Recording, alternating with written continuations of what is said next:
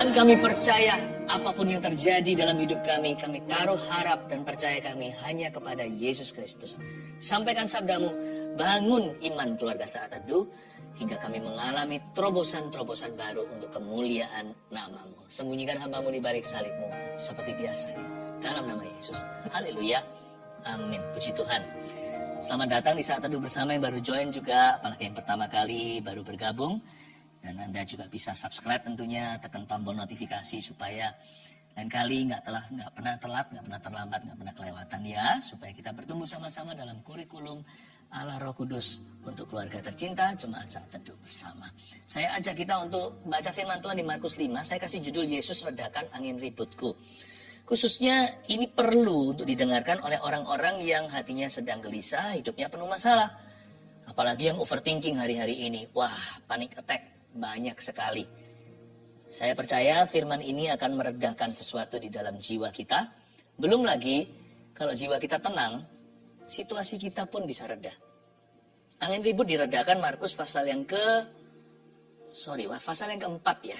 Bukan pasal 5, Markus pasal yang 4 ayat 35 sampai 41 saya bacakan dulu. Pada hari itu, waktu hari sudah petang, Yesus berkata kepada mereka, marilah kita bertolak ke seberang. Mereka meninggalkan orang banyak itu lalu bertolak dan membawa Yesus beserta dengan mereka dalam perahu di mana Yesus telah duduk dan perahu-perahu lain juga menyertai dia.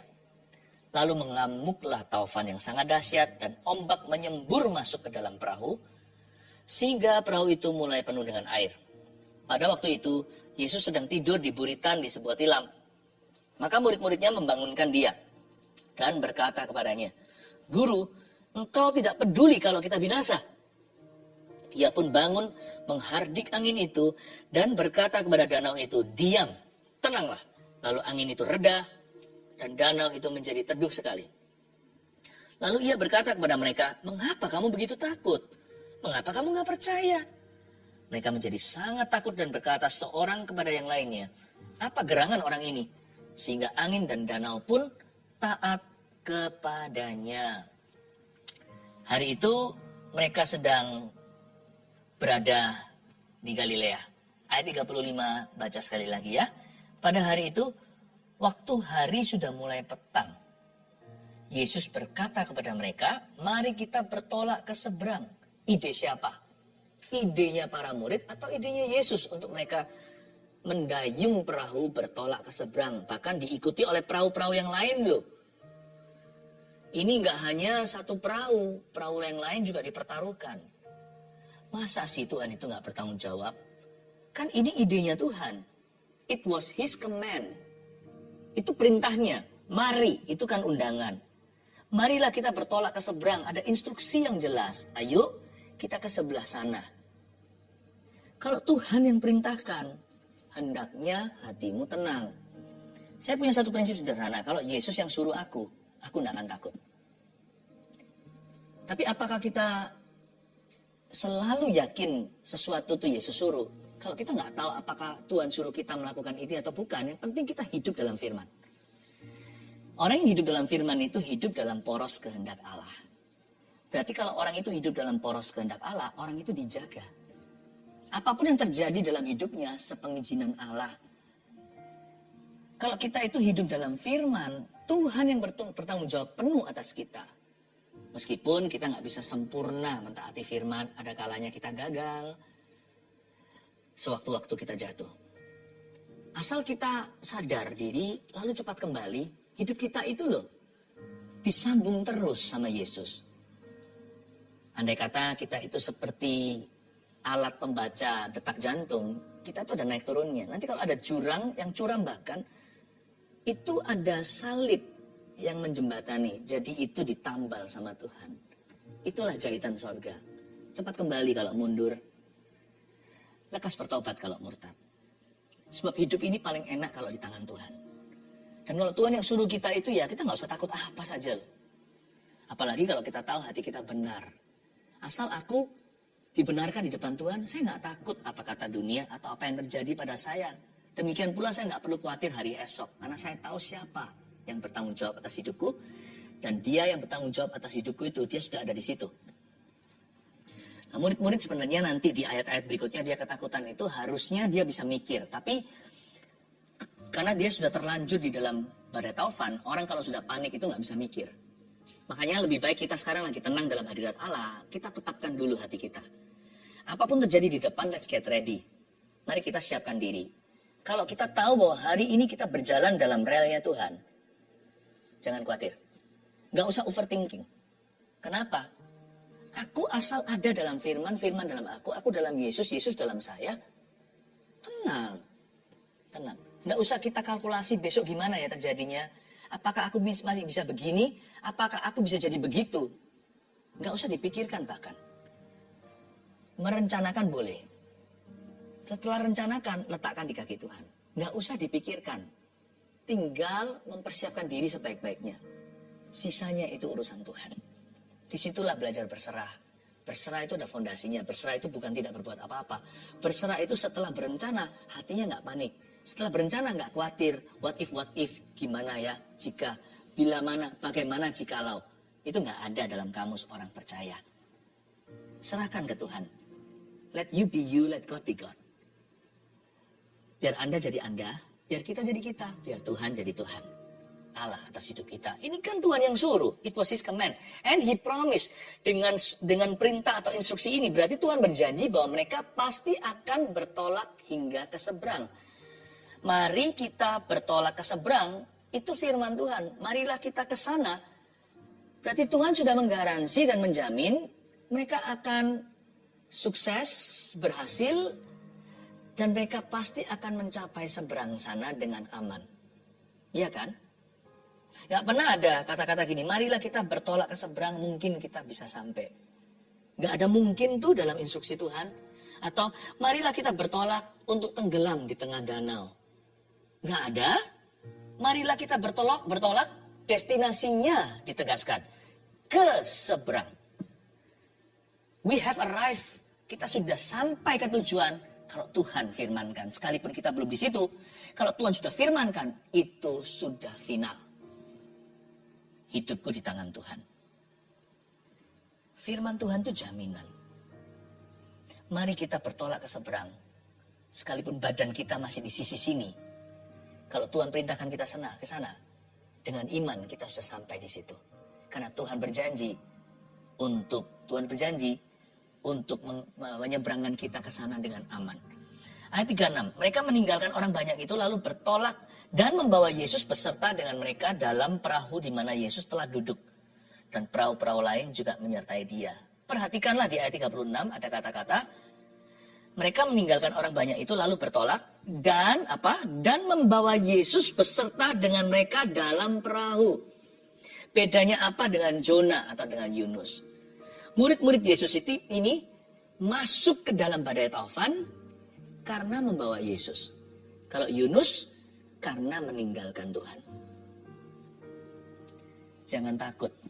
Sekali lagi, kalau ada Yesus di perahumu, nggak mungkin kan Yesus binasa bersama dengan dirimu. Kan mereka itu masuk ke dalam angin taufan itu membawa Tuhan. Karena mereka taat pada perintah Tuhan bertolak ke seberang, mereka bertemu dengan badai taufan. Jadi bukan karena dosa kesalahan mereka, apalagi seperti Jona atau seperti Yunus yang lari dari hadirat Allah. Bukan, justru gara-gara hadirat Tuhanlah mereka bertemu dengan angin ribut. Masa Tuhan akan cuci tangan? Kalau Tuhan yang suruh kan Tuhan pasti akan selesaikan. Manusia aja loh tanggung jawab. Orang tua yang jahat aja bertanggung jawab sama anak-anaknya. Kita orang tua yang baik aja dibanding Tuhan itu jahat. Pastikan anak itu sekolah, kuliah. Kalau bisa kasih modal kerja. Malah kalau mampu belikan rumah, kendaraan, segalanya. Minimal kalau kita yang nggak punya harta yang banyak di dunia. Kita banting tulang supaya anak mengecap pendidikan. Orang tua manusia, keturunan Adam dan Hawa yang berdosa aja tanggung jawabnya sekian. Tanggung jawabnya sedemikian. Apalagi Tuhan. Mereka itu bertolak dan membawa Yesus beserta dengan mereka dalam perahu. Dan jreng ketemu dengan angin ribut atau badai taufan. Ayat 37, lalu mengamuklah taufan yang sangat dahsyat. Dan ombak menyembur masuk ke dalam perahu. Sehingga perahu itu mulai penuh dengan air. Sekilas waktu kita baca ayat 37, fokus kita terletak pada ombak. Terletak pada air yang mulai menyembur masuk, ya kan? Hidup itu nggak seperti yang kita kira. Yang kita rasakan dalam masalah. Problema persoalan yang menjamah kita tangkap dengan panca indera. Tapi Tuhan yang tahu akar permasalahannya. Fokus 37 itu pada ombak, pada air. Itu yang dirasakan oleh murid-muridnya hingga mereka panik sendiri. Hingga mereka merasa mereka akan binasa. Jangan rasakan masalahmu, datang ke Yesus. Karena Yesus yang paling tahu. Ayat 38, pada waktu itu Yesus sedang tidur di buritan sebuah tilam. Ini menunjukkan kemanusiawian Tuhan. Yesus itu 100% Allah. Tapi dia juga 100% manusia. Kalau Anda baca ayat-ayat sebelumnya, Yesus mengajar, menyembuhkan orang sakit, mengadakan pelayanan kelepasan atas mereka yang dibelenggu setan. Wow, orang-orang ini tidak pernah mengizinkan Yesus istirahat. Tidak pernah mengizinkan Tuhan istirahat sedetik pun. Mereka tidak membiarkan dia sendirian. Bahkan tidak ada waktu untuk makan. Jadi Yesus sedang tidur itu juga karena lelah secara tubuh. Tapi Yesus tidur juga karena resting in faith. Karena Yesus tidur kenapa? Karena dia percaya kepada Bapa. Dia percaya.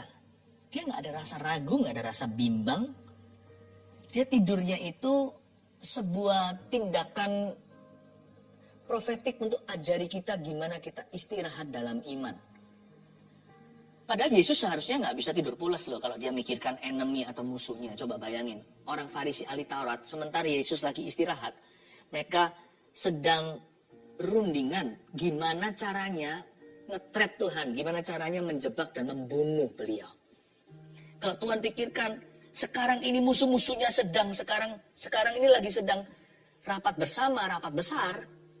Kalau kita jadi Yesus, pasti kita nggak bisa tidur. Apalagi Tuhan Yesus itu Maha tahu. Murid-muridnya belum ngomong apa, Tuhan sudah beritahu kok apa kalian gegerkan di jalan. Tuhan udah tahu. Orang mikirkan sesuatu aja. Bahkan Nathanael yang berada di sebelah situ nggak pernah ketemu. Di pohon mana ngomong apa. Waktu dia datang disapa langsung Tuhan malah jelaskan. Dia itu siapa, profilnya dibaca semua sama Tuhan Yesus. Kalau Tuhan tahu, untung kita nggak tahu semuanya ya. Itu aja kita khawatiran. Apalagi kalau Tuhan tahu segala sesuatu, kok bisa tidur pulas gini sebagai manusia. Bukankah dia ditunggu oleh kayu salib dan pakunya? Kalau Tuhan pikirkan tentang keluarganya, dia juga nggak bisa tidur. Keluarganya itu loh, kira Tuhan Yesus itu gila. Ibunya sendiri, adik-adik dari pernikahan Yusuf dan Maria. Mereka berkata, kukuku itu, aduh, malah kasih nasihat yang bukan-bukan. Kamu kalau mau terkenal lah, gini gitu, pergilah ke Yerusalem, tunjukkan dirimu. Ibunya, adik-adiknya, semuanya saudara Yesus datang waktu Yesus sedang khotbah. Kasih note, kira-kira begitu. Karena mereka rumah terlalu penuh, mereka tidak bisa masuk, ketemu. Lalu ada salah satu yang shout out berkata, itu loh ibumu, tunggu kamu di luar sana. Lalu Yesus berkata, siapakah ibuku, siapakah saudaraku, mereka yang melakukan kehendak Bapakku. Kalau Tuhan pikirkan, keluarganya itu salah paham sama dia. Kalau kita jadi Tuhan, di posisi demikian, kita dikucilkan oleh keluarga sendiri, orang-orang yang harusnya paling memahami. Bukankah hati kita itu jadi gelisah, galau, luar biasa. Mendingan orang yang gak kenal kita, gak suka sama kita daripada orang-orang rumah, ya kan? Kalau Tuhan pikirkan murid-muridnya, Tuhan selalu akan berkata, aduh, kapan murid-muridku itu dewasa? Apa gak khawatir? Percayakan kerajaan Allah ke tangan orang-orang yang amatir. Orang-orang yang hanya gegeran siapa terbesar di antara mereka. Bisa aja orang gak bisa tidur karena kerjaannya gak kelar. Aduh, kapan ini jadi bagus? Mikirkan orang-orang banyak, crowd. Dengan kebutuhannya, Yesus kan memang sangat iba hatinya. Bagaimana mereka bisa makan gak itu setelah aku kasih 5 roti dan 2 ikan? Apakah nanti mereka semua yang sakit itu, kasihan loh. Si itu menderita, si ini mati. Makanya, kalau hati nurani kita tidak teguh dan kuat berdiri, kita nggak bisa bedakan antara empati dan simpati. Kita bawa-bawa keluarga kita yang hancur karena ministry. Berapa banyak bahkan hamba Tuhan keluarganya nggak bisa rest pikiran, mikirkan beban jemaat-jemaatnya. Tapi untung ada hadirat Tuhan di mana kita bisa istirahat dalam iman percaya. God will take care of everybody. Tuhan akan jaga setiap orang. Tuhan juga akan pelihara setiap jemaatnya. Kok bisa tidur ya? Saya kagum sama Tuhan. Tidur ini bukan karena lelah saja, tapi karena hatinya aman. Nah, lebih hebat lagi adalah apa yang membangunkan dia. Kalau kita baca di sini, saya bisa rasakan belas kasihan Tuhan untuk kita. Kita paling salah paham sama Tuhan Yesus. Kita selalu menganggap Tuhan itu cuek. Tuhan itu acu tak acu. Tuhan itu nggak cinta aku. Doaku tuh lambat-lambat dijawab. Tuhan itu kalau bisa lamban, kenapa harus cepat? Seolah-olah sepertinya kita percaya surga itu penuh dengan birokrasi. Kalau kita baca ya, angin taufan tidak bisa bangunkan dia. Air itu mungkin sudah sampai sedikit kan Yesus tidur di sebuah tilam, di buritan. Berarti kan bukan di atas, di bawah. Mungkin airnya sudah kena itu, mulai sedang menggenang, mulai kena ke jari jemari, mulai kena ke kakinya. Yesus tetap tidur. Air tidak membangunkan dia, suara-suara halilintar, dor, tidak membangunkan dia. Ini tidur pulas itu nggak ada sepulas ini. Itu udah goncang nggak karuan. Bayangin kalau orang mabuk lautannya digoyang-goyang, Yesus tetap tidur. Tapi yang membangunkan dia adalah suara cerita murid-muridnya. Haleluya. Gak ada yang, Tuhan gak pernah tidur by the way. Allah kita tidak pernah terlelap. Tapi kalau Anda kira Tuhan tertidur, maka izinkan saya berkata, suara doa kita pasti membangunkan dia. Seruan murid-muridnya, the cry of his children always wakes him up. Jeritan putra-putrinya, seruan murid-muridnya, doa orang percaya selalu membangunkan Tuhan.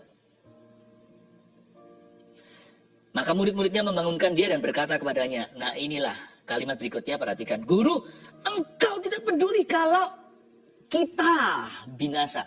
Andai kata mereka berkata, engkau nggak peduli ya kalau kami binasa, mereka nggak akan ditegur keras sama Tuhan. Kamu orang yang nggak percaya, angkatan yang meragukan. Nggak. Tapi dia pakai kata kita dengan kata lain. Petrus agak kesel. Kok bisa sih guru tidur? Do you know that you are in trouble too? Mungkin Tuhan kalau mau jujur sama kita ya, 75% doa-doa kita seruan pada Tuhan itu menggelikan surga. Membuat Tuhan tertawa. Tapi untungnya Tuhan tuh nggak ketawain kita, nggak suka kita diketawain ya kan. Tuhan tuh belas kasihan. Tapi Tuhan itu banyak ngefur sama kita, banyak ngalah. Engkau nggak peduli ya kalau kita, termasuk you and me, kita akan binasa. Mana bisa Yesus binasa? Come on lah. Engkau tidak peduli kalau kita binasa. Kesalahan, salah ini ngomong begini. Minimal kalau nggak percaya itu jangan bawa-bawa Tuhan. Guru, engkau tidak peduli kalau kami binasa. Nah itu baru masuk akal. Ya manusiawi. Tuhan kok diajak ragu? Tuhan kok diajak debat?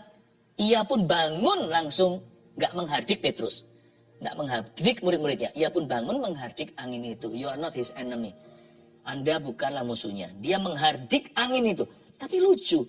Kok angin yang dihardik? Oh masalah yang mereka rasakan. Masalah yang kena ke skin atau ke kulit mereka adalah air dan ombak. Kok angin yang dihardik itu gimana? Tuhan paling tahu. Tuhan paling tahu. Dihardik angin itu dan berkata kepada danau itu, diam dan tenanglah, lalu angin itu reda. Be ready untuk kalimat penggalan berikutnya. Dan danau itu menjadi teduh sekali. Tuhan tidak pernah hardik manifestasinya, simptom atau gejala. Yang Tuhan hardik itu selalu akar permasalahannya. Tuhan itu bisa tutup sumbernya. Itu Tuhan Yesus. Makanya itu bodohlah kita kalau kita bersandar pada pengertian kita sendiri. Karena manusia itu alfabetnya hanya A sampai Z. Tuhan itu bahasanya melebihi yang kita ngerti akal budi. Bahkan ketika saya berdoa dalam roh, saya tidak ngerti. Karena saya masuk dalam pemahaman dan hikmat-hikmat Allah. Lebih dari itu Tuhan Maha tahu. Kita hanya bisa melihat hanya masa lalu itu pun banyak lupa-lupa kan? Masa depan nggak bisa lihat sama sekali, hanya bisa merencanakan. Masa kini pun samar-samar. Kita baru sadar nanti 1 tahun kemudian oleh ke belakang, oh gitu maksudnya. Tuhan itu tahu crispy clear. Ya. Pengetahuan Tuhan itu kriuk-kriuk. Tahu dari belakang, tengah, sampai depan, tahu semuanya. Alfa dan Omega. Dan dia tahu bahwa masalahnya itu angin. Bukan air dan ombaknya. Tuhan itu enggak gegabah. Airnya keringin. Enggak, Tuhan enggak hiraukan airnya. Bahkan yang cari masalah sama dia, Petrus dan kawan-kawannya pun enggak diadik sama Tuhan. Jangan reaktif jadi orang. Responnya aja yang maha kuasa. Jangan reaksi dengan kondisi dan situasi atau keadaan. Jadi 90% masalah itu akan selesai oleh pengenalan akan Tuhan. 10% karena Tuhan jawab doa. Kalau kita kenal Tuhan ya, ada banyak hal itu yang kita kira itu masalah. Setelah kita kenal Tuhan lebih baik lagi, lebih dekat. Enggak masalah tuh. Lalu ia berkata kepada mereka ayat 40, mengapa kamu begitu takut? Mengapa kamu tidak percaya? Ini kata nggak percaya itu Tuhan tegur, ya kan? Karena kalimat tadi, saya ulangi lagi. Guru, engkau tidak peduli kalau kita binasa. Ada satu hal lagi yang salah dari kata guru, engkau tidak peduli kalau kita binasa. Kan kata kita binasanya itu salah. Tapi ada kata engkau tidak peduli, itu kan mempertanyakan motivasi, karakter, moralnya Allah. You don't care, do you? Kamu tidak peduli. Orang itu kalau sudah panik, buta secara rohani, Tuhan pun dituduh. Padahal Tuhan itu sumber segala-galanya yang baik. Engkau tidak peduli, you don't care. Makanya sekarang Tuhan giliran setelah danaunya tenang, Tuhan berkata, hey guys, mengapa kamu nggak percaya? Ini bukan percaya angin itu bisa reda. Mereka nggak pernah alami ini sebelumnya. Tuhan nggak tegur iman mereka akan mujizat. Enggak sih. Tuhan tegur iman mereka akan karakternya. Tuhan bilang, kenapa kamu nggak percaya? Kalau bisa saya tambahi untuk bisa membuat kita ngerti. Mengapa kamu nggak percaya sama maksud hatiku yang mulia? Sama my good intention, maksud hatiku, sama karakterku. Kenapa kamu nggak percayakan kasihku? Nggak percayakan kuasa Tuhan, itu nomor 2. Nggak semua orang itu gagah perkasa imannya. Tapi kita semua harus absolut percaya akan kasihnya. Telat kalau enggak. Yesus sudah mati 2000 tahun lalu. Kemarin kita baru rayakan Jumat Agung. Masa kita masih mempertanyakan motivasinya? Masa kita masih meragukan kasihnya? Why don't you trust me? Mengapa kamu tidak percaya sama aku? Mereka menjadi sangat takut. Dan berkata seorang kepada yang lainnya, siapa gerangan orang ini? Sehingga angin dan danau pun taat kepadanya. By the way, Petrus dan kawan-kawan, pertanyaan kalian ini, kita punya jawaban bukan karena kita lebih hebat dari mereka, karena sekarang kita punya Alkitab yang lengkap. Siapakah gerangan orang ini? He is Jesus Christ, God. Dialah Yesus Kristus, Allah, titik. Anak Allah yang maha tinggi dan sebagainya. Ya, but he is God. Allah, titik. Haleluya. Yesus redakan angin ributku. Saya kasih 3 poin sederhana seperti biasa. Catat yang nomor 1. Kenapa angin ribut hidup kita yang di hati dulu harus reda. Lalu setelah itu kondisi keadaan sekeliling kita nanti pasti menyusul. Why? Karena kita harus yakin dulu. Nomor pertama, Yesus berjanji membawaku aman sampai ke tujuan. Kalau Tuhan yang perintahkan, ayo bertolak ke seberang. Itu sudah lebih bagus dari asuransi manapun. Firman Tuhan itu jaminan. Tuhan yang suruh, aku tinggal melakukan. Dan kalau melakukan perintah atau firman Tuhan, saya mendapatkan persoalan, maka saya anggap itu ujian iman. Saya tahu Tuhan tidak akan melepaskan tangan. Bersamamu Tuhan, ku kalahkan musuh dan lompati tembok. Haleluya. Yesus berjanji membawaku aman sampai ke tujuan. Dalam setiap instruksi Tuhan, selalu ada janji. Tuhan tidak pernah suruh kita ke sebuah tempat, lalu Tuhan tidak janji menyertai. Dan dalam hal ini, waktu Tuhan berkata, mari kita bertolak ke seberang, Tuhan sudah menjanjikan a safe arrival over there. Tuhan sudah menjanjikan pendaratan yang aman. Nggak ada orang naik pesawat aja loh, padahal bukan maha kuasa. Itu teknologi belaka. Selalu dikatakan, kita akan mendarat dalam waktu 2,5 jam. Nanti saya akan kembali untuk memberitahukan, untuk kita pasang sabuk pengaman. Nggak ada pesawat yang bunyinya begini, selamat datang di airline ini. Ya, semoga kita akan mendarat dengan aman. Mungkin kita akan keluar dari pesawat segera. Maka airliners kami atau company perusahaan ini menjanjikan kita hampir-hampir akan selamat.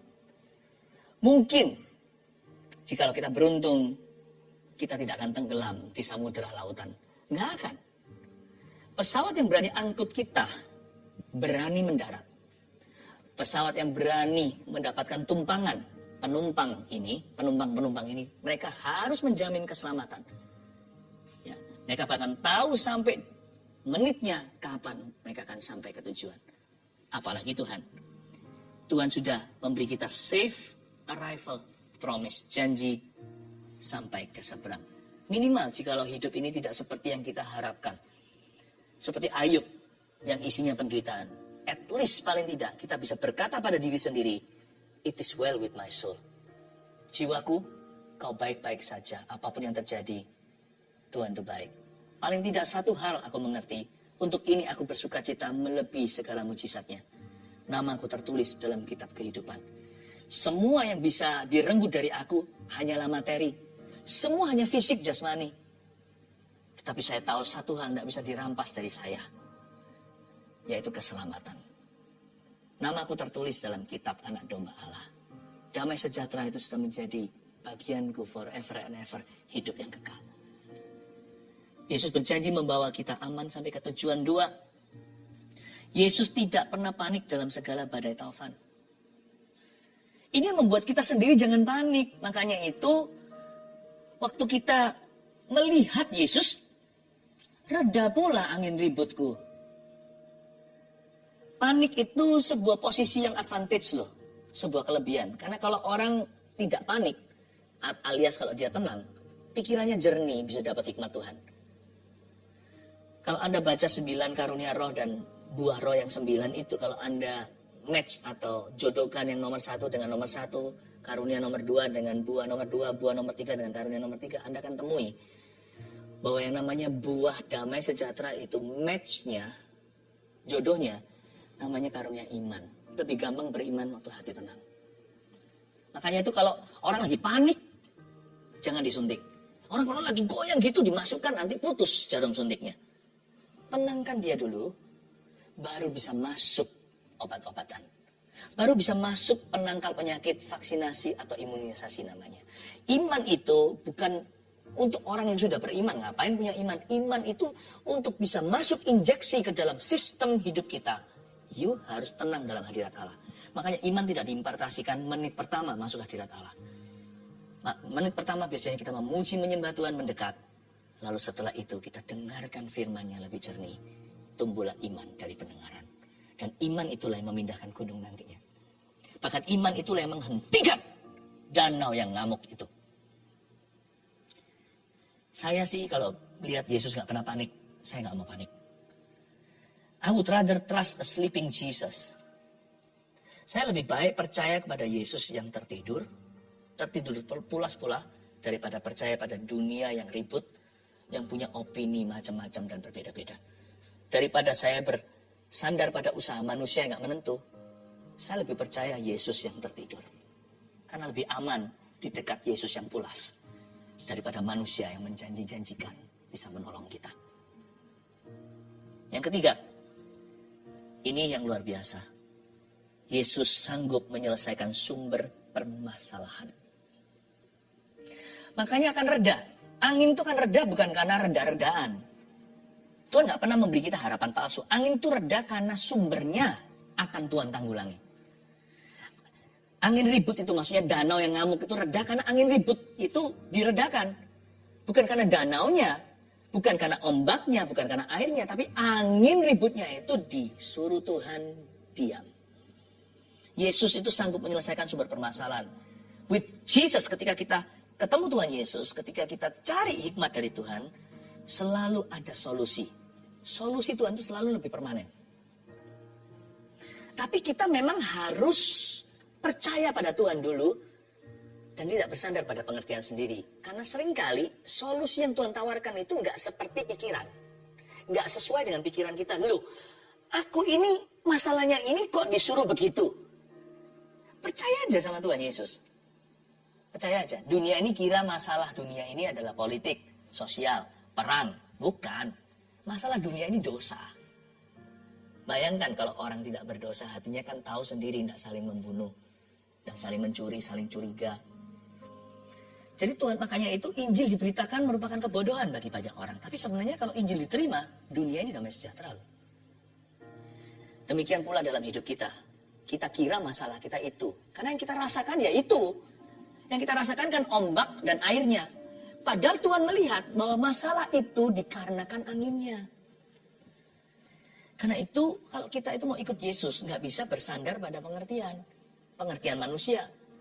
Pasti kecewa. Banyak orang itu kecewa di depan. Padahal kalau dia jalan, dia akan ketemu sama jawaban. Makanya perlu untuk trust him. Dalam bahasa Inggrisnya, bukan just believe in him. Bukan hanya percaya secara logika. Trust itu segenap hati. Belajar percaya. I trust you, Lord. This is the bright solution from you. Karena solusi dari Tuhan muncul awal-awal itu bisa jadi di luar dugaan. Tapi kalau Anda ikuti, itulah jalan keluarnya. Amin. 1, 2, 3, Yesus redakan angin ributku, karena Yesus berjanji membawaku aman sampai ke tujuan. 2, Yesus tidak pernah panik dalam setiap angin ribut di hati yang kurang percaya. Panic attack, pergi di dalam nama Yesus. Tuhan menghardikmu, aku memerintahkan dalam nama Tuhan. Tidak akan ada lagi panic attack, ketindihan.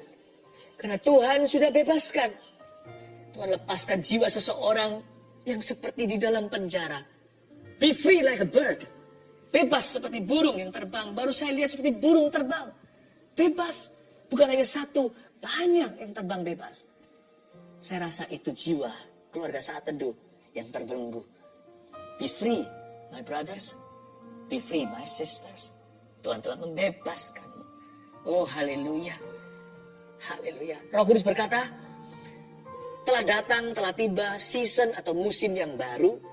Orang-orang yang buta, setengah buta, hampir buta, akan dicelikan. Dengan jelas, Tuhan berkata, ada terang, jadilah terang. Maka terang itu jadi. Seperti ada sebuah spesialisasi urapan bekerja khusus terhadap mata yang bermasalah. Ada orang yang mata sebelah kanannya buta gelap total, seperti kesaksian orang-orang sebelumnya. Saya percaya ada juga yang lainnya, mata sebelah kirinya yang buta sama sekali. Ada yang melihat seperti bayang-bayang, ada yang buram, hanya bisa melihat orang seperti pohon yang berjalan. Ada yang gak bisa membaca, gak bisa lihat wajah, gak bisa lihat wajah cucunya. Tuhan sembuhkan. There is a new season, kata Roh Kudus. Ada musim yang baru. Mata, kata Tuhan. Mata yang bermasalah. Mata yang bermasalah. Yang buta sama sekali. Yang hampir buta. Yang setengah buta. Tuhan jamah di dalam nama Yesus. Saya melihat anak kecil. Tebal tuh kacamatanya. Itu anak masih umur 6. Perempuan lagi kurus begitu. Kurus ceking begitu. Tebal sekali, rambutnya berkunciran seperti demikian, kuncir-kuncir kelabang begitu. Tuhan membebaskanmu di dalam nama Yesus. Tuhan jamah matanya ya Tuhan Yesus. Kalau sudah setebal itu jangan sampai berakhir, nggak bisa lihat apa-apa nantinya Tuhan. Kelayanan ini Engkau ubahkan dalam nama Yesus. I speak healing for your eyes. I speak healing girl. Di dalam nama Yesus. Terima kasih Tuhan. Ada satu orang yang barusan keguguran. Bukan pertama kali Anda sudah gugur 2 kali. Anda mulai ragu bisa punya anak, enggak. Tuhan berkata Anda akan memperoleh keturunan.